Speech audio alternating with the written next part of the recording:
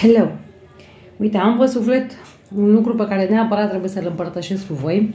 Mă dereticam prin casă făcând lucrurile mele, cu măiuca, și Dumnezeu mi-a pus pe suflet să explic un lucru anume de care tot ne lovim cu toții, indiferent de denominațiune. Zilele astea, pe aici, pe YouTube, a trebuit să blochez o doamnă, pentru că efectiv a intrat la fiecare clipă care l-am făcut și a făcut numai comentarii răutăcioase. La adresa mea personală, nu la adresa unui fapt sau nu la modul, uite, chestia asta e greșită deoarece Biblia spune așa. Nu, ești așa, tu nu ești pocăită, la ce ai scos capul pe YouTube, trebuia mai întâi cu siguranță creștină până în modul osului, pentru că după venea și cu cât un verset din Biblie, deci cunoaște Biblia. În fine, am făcut screenshot-uri la comentarii și mă gândeam să le postez ca să o și felicit, să-i mulțumesc pentru modul acru. Și chestia asta m-a făcut să mă gândesc și să rog pe Dumnezeu să înțeleg, de ce suntem așa? Doamne, de ce suntem așa? De ce rupem Biblia în două și totul suntem răi cu desăvârșire? Și numele Domnului venim cu răutatea asta. De ce nu mai vrea nimeni să intre în biserici? De ce fug oamenii nu de Hristos, fug oamenii de pocăiți, ca să zic așa. Și am înțeles prin prisma acuzațiilor care mi-au fost mie aduse, unde anume omul de rând, omul normal, omul din lume nu se simte în largul său să vină, să intre, să discute, să se simtă bine primit. Faceți un experiment în biserica dumneavoastră. Chemați pe cineva din afara bisericii, să aibă tatuaj pe față, să aibă ce vreți voi, să fie îmbrăcat nu chiar cum pretindeți voi și puneți-l să intre în biserică. Și filmați, uitați-vă la comportamentul și la atejamentul pe care îl au enoriașii, care sunt de ani în biserică, față de această persoană. Nu exact aici greșim. Când eu m-am prezentat, pentru că cineva mi-a spus de ce nu schimbi binele, nu știu ce, sunt schimbări foarte mari la mine, dar nu pot mai mult de atât din cauza că aș fi fățarnic, aș face lucrurile doar ca să dau bine în ochii cuiva, dar nu ceea ce simt eu să fac. Și nu. Momentan, lucrurile merg așa. Dumnezeu va face schimbarea, cum a făcut-o până în momentul de față, va face și în continuare dacă va fi nevoie. Dacă nu, probabil că eu chiar trebuie să stau așa, pentru că sunt un punct de întrebare pentru foarte mulți dintre voi. Problema e în felul următor. Domnul Iisus Hristos, când mergea să propovăduiască, să învețe, să sfătuiască, nu lua mirat personal persoana și îi spunea ești așa sau nu ești așa. Spunea o pildă și vorbea la modul general, pentru că spunea că nu pentru toată lumea sunt lucrurile date să fie înțelese. Dar de ce? Nu pentru că am fi proști și deștepți, ci pentru că sunt persoane predispuse către Dumnezeu și își doresc și caută și cercetează și cu sete întreabă, sunt atenți și vor înțelege, și sunt persoane care doar pentru a critica stă și ascultă ca să poată să vadă unde poate să găsească acea virgulă și să critique și să zică contra și să facă contra, pentru că în funcție de Duhul care te conduce în lumea asta, vei înțelege, asculta, pune în practică sau vei ataca cuvântul Domnului. Și asta vreau să ne intre bine în cap și să analizăm împreună. Nu faceți ca mine sau uite, bă, ce deșteaptă. Nu, hai să analizăm împreună. Vă spun din punctul meu de vedere. Am intrat în biserica, nu mai zic care, că pe urmă spuneți că atac nu știu ce biserică, cu fimea mijlocie de mână și stătea în partea unde stau copiii, se jucau cu mai multe fetițe de vârsta ei, avea undeva la 7-8 ani și le-a dat respectiva persoană care se ocupa de partea cu copiii culori să coloreze, să-și facă de joacă acolo, încercând să-i țină liniștiți, în timp ce noi, părinții adulți, ascultam predica. Ea și cu încă o fetiță din Brazilia și-au pictat reciproc unghiuțele sau ceva de genul, nu mai mi-aduc bine aminte, în joacă, în fine. Și au ieșit după la pauză, când s-a luat pauza, când s-a terminat predica respectivă, au ieșit și au venit la noi, la adulți copiii. Și în timp ce am explicat nu știu ce și așa, vine o doamnă bătrână din biserică și eu, vai, dar ți-ai făcut unghiile, Domnului nu-i place așa ceva. Fimea o fixa și am înțeles ce fixează. Respectiva doamnă, 70 de ani, era machiată. Adică avea conturul ochilor făcut, gene și chiar și puțină culoare. Eu nu am răspuns în modul în care aș fi vrut să-i răspund și m-am abținut pentru că zic totuși să nu vadă fimea că încerc să răspund pe un ton care nu trebuie. Trebuie să avem un anumit respect și bun simț față de persoanele mai în vârstă. Dar mijlocia mea, în timp ce tu vorbești cu ea, ți-a analizat dinții din gură, părul din urechi și ăsta e stilul ei. Mai ales că era și mică, era mult mai atentă. Și mi-amintesc că după ce această doamnă a făcut această remarcă unui copil de 6 ani care era cu carioca dată, a plecat, s-a uitat la mine ca și cum vezi, îți dăia mai bine. Și fiimea s-a întors spre mine după și zice, de-aia mi-a zis mie de unghii și era machiată. Adică, înțelegeți ideea? De foarte multe ori avem chestia asta, să mergem să criticăm mirat în contextul în care nici tu nu ești cum trebuie. Și atunci, Domnul spune așa, luați jugul meu, pentru că jugul meu este un jug lejer. Adică, imitați-mă pe mine în toate. V-am mai explicat chestia cu jugul, pentru că ajută. Hai să o mai explicăm o dată. Țăranii, bătrânii puneau la jug un bou bătrân și un bou tânăr. De ce? Pentru că boul tânăr ține să se agite în jug. Ăla bătrân știe cum să tragă, să nu-și facă răm pe spate, să nu fie totul, să nu-i fie împotrivă jugul, ca să zic așa. Și atunci Hristos spune, luați jugul meu, adică eu sunt înaintea voastră și știu cum să stăm în jug, să tragem. Voi după mine călcați pe urmele mele și nu o să simțiți durere, o să știți să purtați jugul, pentru că jugul meu este lejer, cum spune Domnul. Să te gândești la un jug lejer, zici, bă, cum de asta? De ce e lejer jugul Domnului? Pentru că prima dată îl poartă El, tu trebuie doar să mergi pe pașii Lui. Ce făcea Domnul Iisus Hristos, întorcându-mă la cum am început ideea? Mergea și explica prin pilde, ca astfel cine are de înțeles înțelege, cine nu. Niciodată nu lua mirat pe nimeni să zică, Gheorghe, tu de ce faci mă așa? Vasile, tu, Ioanu, nu. Explica, niciodată nu s-a dus la niciuna și la niciunul să zică, bă, dar tu cum te îmbrăcam azi, dar tu nu te vezi? Nu. Pentru că fiecare trebuie să-și facă percursul său împreună cu Domnul Iisus Hristos din momentul în care decide să-L urmeze. Unul înțelege mai repede, altul mai lent. Chestia asta am mai explicat-o. Și atunci, de ce nu vin oamenii în biserică? Pentru că nu întâlnesc dragostea lui Hristos în biserici. Întâlnesc critică. Și dacă eu, om din afară, vin cu datorii, cu greutăți, cu o familie care îmi dă bătăi de cap, cu copii care au crescut și poate mă critică că nu le convine cum i-am crescut, cu părinți care poate n-au fost acolo, dar mă critică că n-am devenit prim-ministru, ca nu știu ce copil al nu știu cui, fără să-și dea seama că în copilul lui nu știu cui el a investit. În fine, iar tu ai zis nu.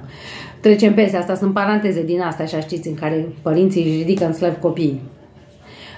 Cu un sistem care doar critică, cu o școală care doar mă critică, deci totul e o critică și vin într-o adunare de oameni unde ar trebui să găsesc înțelegere și să respir, în sfârșit, frați, în credință, unde ne prezentăm cu toții, fiecare cu amărăciunea lui, fiecare cu stresul lui, fiecare cu păcatul lui de care nu se poate lăsa. Fraților, rugați-vă, uite, nu pot să las asta. Nu. Te prezinți în biserică mai stresat și mai ghimpat, că vine nu știu ce prezbiter să zică că părul e prins așa și nu așa, că vine nu știu ce soră care are 30 de ani în biserică și consideră că dacă are 30 de ani e și deșteaptă, știi? Fără să-și dea seama că evreii aveau 4000 de ani de când îl aștepta pe Hristos, 2000 de ani de când îl aștepta pe Hristos, sau mii de ani de când vorbea cu Dumnezeu și tot degeaba când a venit Hristos n-avea la cine. Deci o biserică întreagă, o populație întreagă era poporul ales și de mii de ani cuvântau că își avea legea și tot varză erau. Că sunt și ăștia care vin de 30 de ani și... Și stai așa. Cum fusta e largă, e scurt. Deci vii mai stresat, că vii mai criticat, acolo unde ar trebui doar să fii înțeles și acceptat așa cum ești. Și ia că astăzi ne minunăm cum de bisericile sunt goale sau cum de bisericile sunt reci. Pentru că dacă nu e goală, e rece, stai liniștit. Păi cum să nu fie?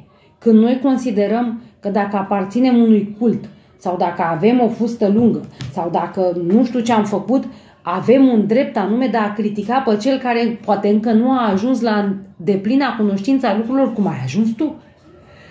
Eu vă întreb pe voi și vă întreb cu toată dragostea, fraților, puteți să mă criticați, nu e o problemă. Chiar în ultima perioadă am observat că s-au întețit criticile, dar s-a întețit și forța și tăria pe care Dumnezeu mi-o dă, pentru că suntem anunțați că așa va fi, așa că nu mai ne mirăm. Eu vă întreb pe voi, fraților, cum demonstrăm noi că Hristos acceptă pe oricine atâta timp cât noi nu acceptăm pe oricine? Eu m-am prezentat așa cum sunt. Uitați-vă la mine. Vin și vă vorbesc dimineața până se trezește Maia sau imediat după. Într-un tricou prin casă, de multe ori în pijamale. Mă spăl pe față, pe dinți, cum e vorba aia, nu mă prezint așa, îmi prind părul la spate și am terminat buciul. Nu mă machiez, nu mă fardez, tot ca să nu dau prilej de să zic că te-ai machiat, nu știu. Tot nu e bine. Tot se găsește ceva, tot am zis, tot... Deci înțelegeți? Și atunci eu vă întreb pe voi. Cum să dăm noi în față? Cum să înțelegem profeții? Cum să reacționăm la ceea ce se întâmplă? Cum să deschidem brațele oamenilor spunându-le, băi, murim! Murim! Și nu murim din pricina lui Dumnezeu că nu ne vrea El salva. Murim din cauza noastră. Că în loc să arătăm oamenilor că Hristos ne acceptă așa cum suntem și că cu El vom crește în comportament, în credință, în duh. Nu cu mine. Nu eu trebuie să fiu cea care să puncteze degetul pe tine. Ia fustă, dă cercelul, ia inelul, bagă pe aia, drege pe aia. Nu.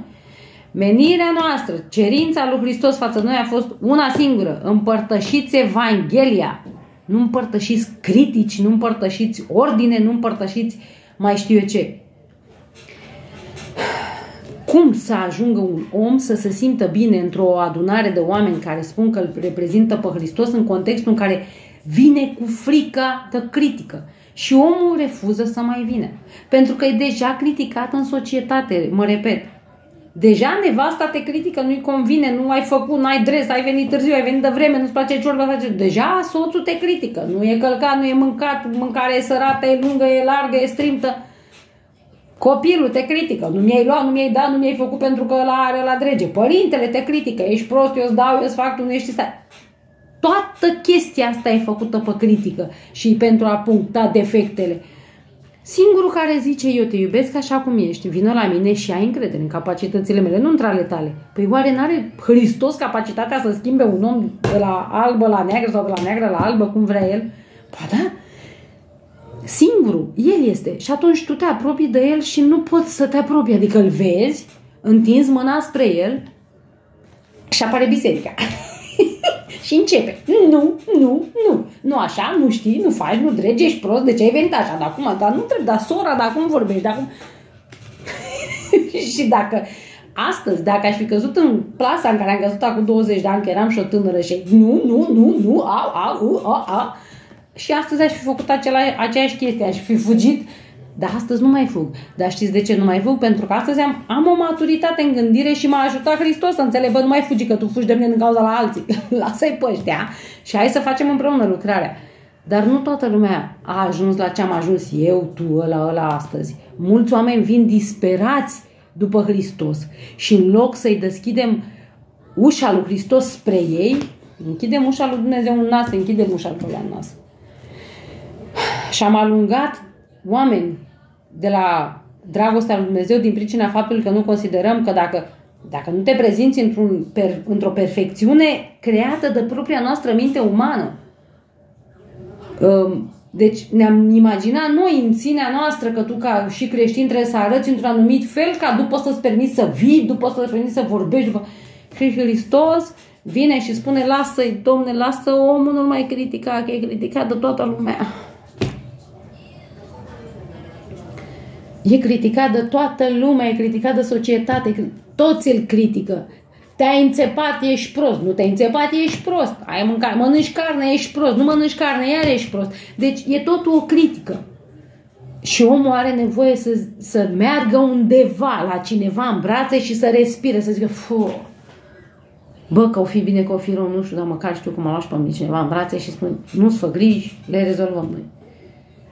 Și de foarte multe ori, prin critică neconstructivă, pentru că critica nu aduce nimic constructiv. Hristos n-a criticat pe nimeni. Arătați-mi mie pe ăla care l-a criticat Hristos. Singurii la care a urlat și le-a răsturnat mesele a fost când i-a găsit pe aia în templu că vindeau de ce vindeau și atunci te crezi și eu. Exact cum se întâmplă business-ul în biserici, despre care am vorbit și s-a văzut că s-a inflamat toată lumea.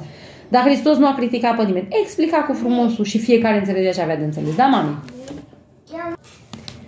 Deci, iar noi nu putem să limităm, ci ne dăm de partea celuilalt prin critică.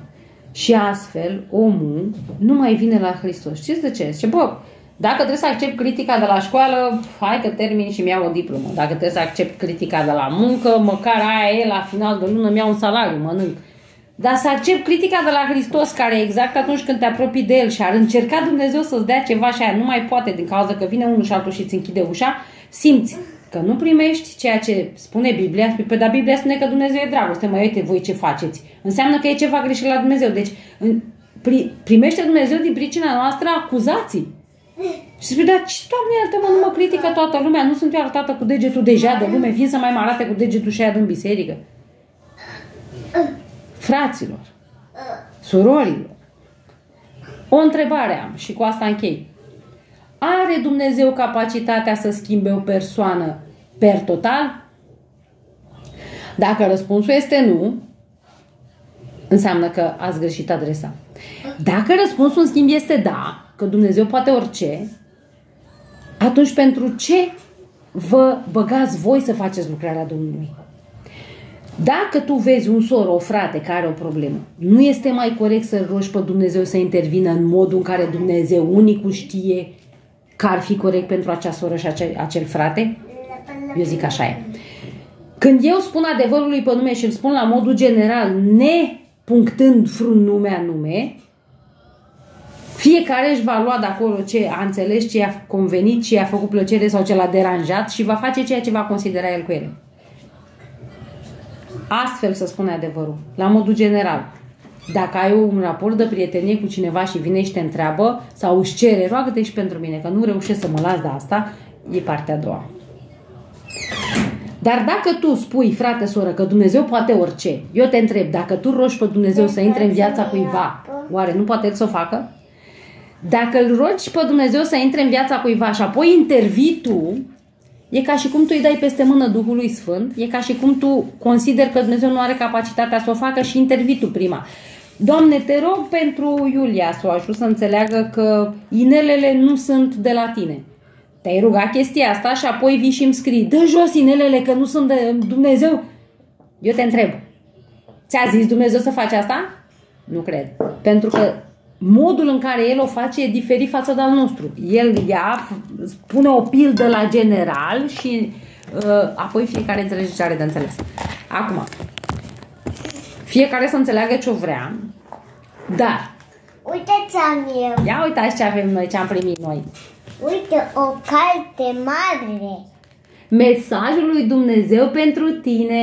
Da. Apropo, pe această cale vrem să... Pentru copii mari. Vrem să mulțumim, nu mi-aduc aminte bine, aveam plicul. Da, dă-mi voie, mama. Am cumpărat-o. Nu le-am cumpărat, ne-au venit gratis. Este acel site de unde poți primi cărți gratis și am cerut pentru Maia, am cerut și pentru mama o Biblie și le mulțumesc de suflet. Este totul, dacă nu mă înșel, colaborează cu o biserică adventistă, cred. Nu vreau să zic o tâmpenie, dar cred că da. Și le mulțumesc pe această cale. Cei care oferă Biblii și studii biblice gratis, cercetați tot și luați ce e bun, spune apostolul. Deci, încă o dată, nu vă rog, vă implor, de ce fuge lumea de pocăiți mai rău ca dracu de tămâie? Și de ce? Din păcate, tocmai din cauza asta, pentru că nu mergem cu planul de mântuire, mergem să accentuăm și noi durerea în care ei sunt. Știe și el că nu poate să se lase de băutură, știe și el că nu poate să se lase de țigări, știe și el că nu poate să se lase de droguri, știe și el, știe. Deci, când te duci la unul să-i spui, nu mai bea că îți face rău, tu vrei să spargi o ușă care e deja deschisă. Știe și omul. El nu poate să se lase. El nu are nevoie de tine să-l critici. De ce faci așa? Lui Dumnezeu nu-i place. Nu vei mai intra în împărăția cerului. Știi ce zice? Bă, mă, atunci... Și aici este Eva. Da. Bun, mă. M-a mușcat șarpele. Bun, mă, dacă tot nu mai intru, atunci lasă-mă să beau. Na, exact aici greșim. Mergem să accentuăm durerea în care omul ăla stă. Știe și el ce nu poate. Tu du-te și spune-i ce poate Dumnezeu să facă. Nu ce nu poate el. Tu du-te și spune-i, tu nu poți. Știu, frate, te chinui. Aia e, n-are nimic. Încet, încet hai să vezi că ieșim la liman. Am o experiență cu multe persoane, dar cu una în special mod și o iubesc, nu dau nume, o să știe ea cine e, o iubesc din tot sufletul, avea o problemuță, de 2 ani ne rugăm pentru treaba asta și în ultima perioadă îmi spune Iulia, am reușit spre 90%. De ce? Pentru că Dumnezeu intră și te schimbă, nu eu criticându-te, nu ăla criticând, nu ăla accentuând problema și păcatul. Dumnezeu intră și te schimbă. Când vrei să faci un lucru tet-a-tet, personal. Când vrei să spui ceva, spun-o general.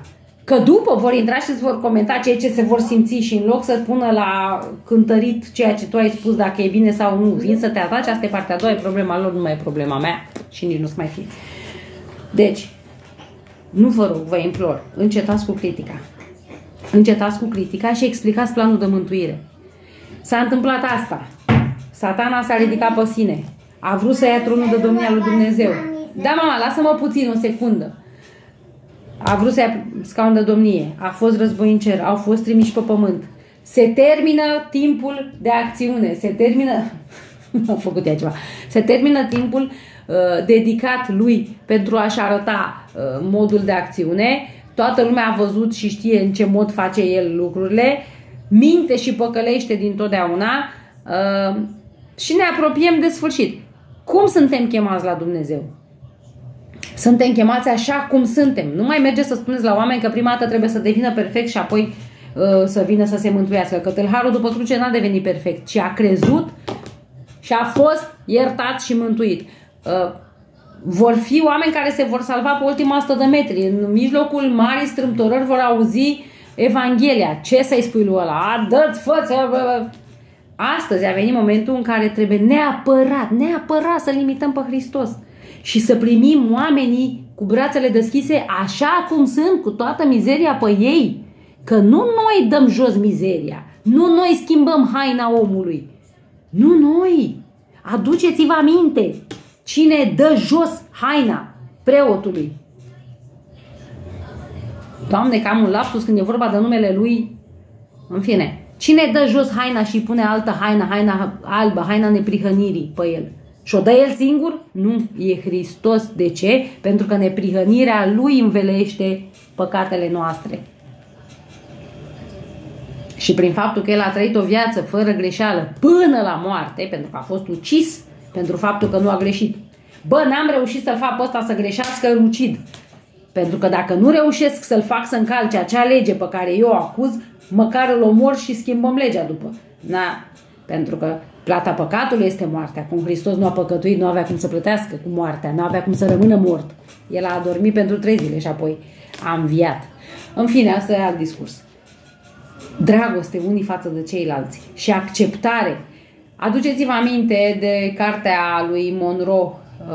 A studiat cu 2 frați și fuma în timp ce ceilalți îi explicau Evanghelia. Și când a ajuns la modul în care trebuie să se îmbrace, să se poarte și să mănânce și i-au explicat din Biblie, a decis el ce să facă. Dacă acești frați, când l-a văzut pe Monroe că fumează, ar fi zis, dar de ce fumezi? Dumnezeu să supără pe tine. Ar fi stins țigarea, ar fi plecat și ar fi zis, vă pupă Jean, că de criticat sunt deja criticat de mine însă, că foarte mult ne criticăm singuri și ne ofticăm pe faptul că nu puteți ne lăsăm de anumite lucruri. N-am nevoie de încă unul să-mi amintească ceea ce eu știu deja. Știu deja și știu mai bine ca tine. Roagă-te pentru mine să mă pot lăsa. Vă pup, vă iubesc și mă cheamă progenitura. Doamne ajută!